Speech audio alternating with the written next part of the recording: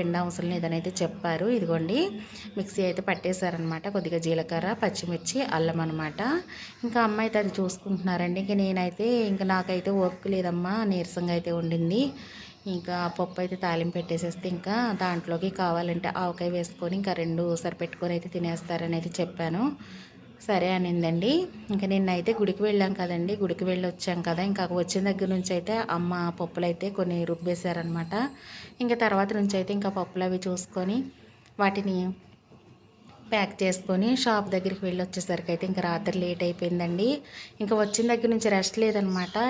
ఇంకా అలా ఉంది కదా, ఇంకా మార్నింగ్ అయితే లేవలేకపోయానండి. చాలా నీరసంగా అయితే ఉండిందనమాట. ఇంకా అలా అయితే ఏదో పిల్లల్ని స్కూల్కి పంపించాను. ఇంకా తర్వాత నుంచి అయితే ఇంకా వీడియో అనేది షూట్ చేయలేకపోయాను అనమాట. ఇంకా అందుకని కొంచెం అంటే రోజులో నేను చేసిన కొంచెం పని అయినా సరే మీతో షేర్ చేసుకుందామని అయితే ఇంకా అప్పటికప్పుడైతే అనుకొని ఈ